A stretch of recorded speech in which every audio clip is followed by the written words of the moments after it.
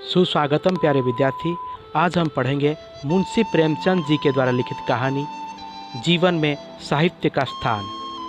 तो प्यारे विद्यार्थी, पिछले क्लास में हमने जीवन में साहित्य का स्थान को कुछ हद तक पढ़ चुके थे। तो आज हम फिर से वहीं से शुरू करते हैं जहाँ पर छोड़े थे। तो हम पिछले क्लास में पढ़ रहे थे 9 रस के बारे में और उसके अब आज आगे पढ़ेंगे। इसके पहले 9 रस के बारे में थोड़ा चर्चा कर लेते हैं। ये जो 9 रस हैं ये ऐसे हैं। एक पहला है श्रृंगार रस, जो रति है, स्थायी भाव उसका। हास्य, ये हास है, स्थायी भाव उसका।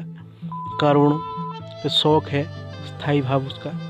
और रौद्र जैसे कि क्रोध, यही है उसका स्थायी भाव। और वीर मतलब उत्साह है। भयानक, भय, विभत्स, जुगुप्सा, अद्भुत, विस्मय। और 9 में है शांत, निर्वेद। और इसमें एक रस और जोड़ा गया है जो कि है वात्सल, मतलब वात्सल्य। ये थे 9 रस के बारे में, या फिर उससे जुड़े जाने वाला एक और, जैसे कि वात्सल्य रस, 10 रसों के बारे में कुछ जानकारियाँ। तो चलिए आगे हम पढ़ना शुरू करते हैं। तो लेखक आगे लिखते हैं, सत्य से आत्मा का संबंध 3 प्रकार का है। एक जिज्ञासा का संबंध है, दूसरा प्रयोजन का संबंध है और तीसरा आनंद का।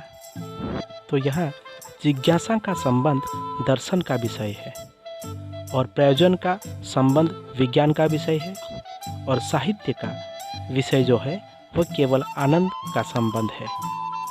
तो साहित्य का जो संबंध होता है वो आनंद के साथ होता है। सत्य जहाँ आनंद का स्रोत बन जाता है वहीं वह साहित्य हो जाता है।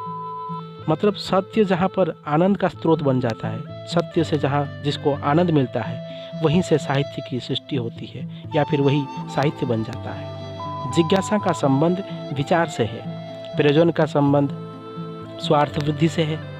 तो आनंद का संबंध जो मनोभावों से है, आनंद का संबंध जो मन के भावों से है। साहित्य का विकास मनोभावों का द्वारा ही होता है। हम अपने मनोभावों का विकास जिस तरह करेंगे, साहित्य का विकास उसी तरह होगा। एक ही दृश्य या घटना या कांड को हम तीनों ही भिन्न भिन्न नज़रों से देख सकते हैं। हम जब भी कोई घटना का दृश्य देखते हैं तो उसको हम बहुत तरीके से सोचते हैं कि ऐसा हुआ होगा, वैसा हुआ होगा, ऐसा हुआ है। तो इस तरह हम घटनाक्रम को जो है हम तीनों ही भिन्न भिन्न नज़रों से देख सकते हैं। हिम से ढके हुए पर्वत पर उषा का दृश्य दार्शनिक के गहरे विचार की वस्तु है। हिम मतलब बर्फ़ के ऊपर जब उषा की किरण, मतलब ये जो सूरज की किरण जब गिरती है तो उस वक्त वह दृश्य एक दार्शनिक के लिए गहरे विचार की वस्तु बन जाती है। वैज्ञानिक के लिए अनुसंधान की और साहित्यिक के लिए विफलता एक प्रकार का आत्मसमर्पण है। ऐसे दृश्य में वैज्ञानिक जो है अपने अनुसंधान में जुट जाता है, लेकिन साहित्य जो है वो उस दृश्य को देखकर एक विफलता, मतलब एक प्रकार का आत्मसमर्पण कर देता है उसी दृश्य के लिए। यहाँ हम पृथकता का अनुभव नहीं करते, यहाँ ऊंच नीच, भले बुरे का भेद नहीं रह जाता। श्री रामचंद्र सबरी के झूठे बेर क्यों प्रेम से खाते हैं? कृष्ण भगवान विदुर के शाक को क्यों नाना व्यंजन से रुचिकर समझते हैं? इसलिए कि उन्होंने इस पार्थक्य को मिटा दिया है। उनकी आत्मा विशाल है, उसमें समस्त जगत के लिए स्थान है। आत्मा से मिल गई है। जिसकी आत्मा जितनी ही विशाल है वह उतना ही महापुरुष है। यहाँ तक कि ऐसे महान पुरुष भी हो गए हैं जो जड़ जगत से भी अपनी आत्मा का मेल कर सके हैं। तो लेखक आगे लिखते हैं, आइए देखें जीवन क्या है। जीवन केवल जीना, खाना, सोना और मर जाना नहीं है। ये तो पशुओं का जीवन है। कहने का तात्पर्य है खा पी कर सोना, जीना और मर जाना, ऐसा जीवन पशुओं का होता है। ऐसे पशु जीते हैं। पर इनके उपरांत कुछ और भी होता है। उसमें कुछ ऐसी मनोवृत्तियाँ होती हैं जो प्रकृति के साथ हमारे मेल में बाधक होती है। कुछ ऐसी होती हैं जो इस मेल में सहायक बन जाती हैं। जिन प्रवृत्तियों में प्रकृति के साथ हमारा सामंजस्य बढ़ता है वह वांछनीय होती है। जिनसे सामंजस्य में बाधा उत्पन्न होती है वे दूषित हैं। अहंकार, क्रोध या द्वेष हमारे मन की बाधक प्रवृत्तियां हैं। यदि हम इनको वे रोक टोक चलने दें तो निसंदेह वो हमें नाश और पतन की ओर ले जाएंगी। इसलिए हमें उनकी लगाम रोकनी पड़ती है। उन पर संयम रखना पड़ता है जिसमें वे अपनी सीमा से बाहर ना जा सकें। हम उन पर जितना कठोर संयम रख सकते हैं उतना ही मंगलमय हमारा जीवन हो जाता है। तो आगे लेखक कहते हैं, किंतु नटखट लड़कों से डांट कर कहना कि तुम बड़े बदमाश हो, हम तुम्हारे कान पकड़कर उखाड़ देंगे, अक्सर यह व्यर्थ ही होता है, बल्कि उस प्रवृत्ति को और हठ की ओर ले जाकर पुष्ट कर देता है।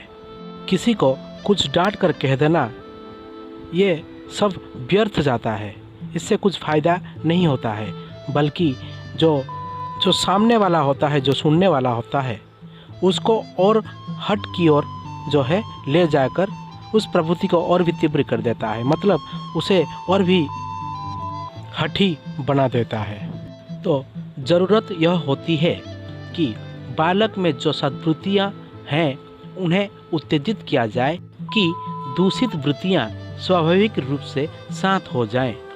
साहित्य ही मानविकारों के रहस्य खोलकर सद्वृत्तियों को जगाता है।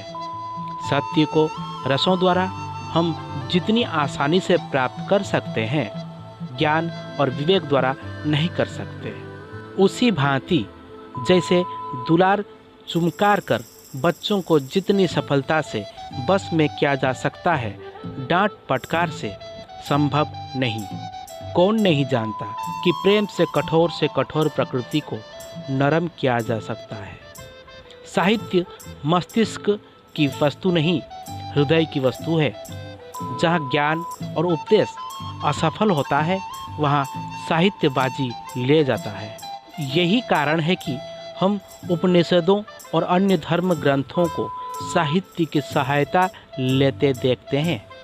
हमारे धर्माचार्यों ने देखा कि मनुष्य पर सबसे अधिक प्रभाव मानव जीवन के दुख सुख के वर्णन से ही हो सकता है, और उन्होंने मानव जीवन की वे कथाएं रची जो आज भी हमारे आनंद की वस्तु हैं।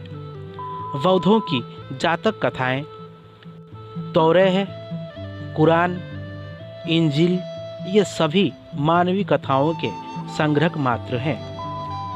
उन्हीं कथाओं पर हमारे बड़े बड़े धर्म स्थिर हैं। वही कथाएं धर्मों की आत्मा है।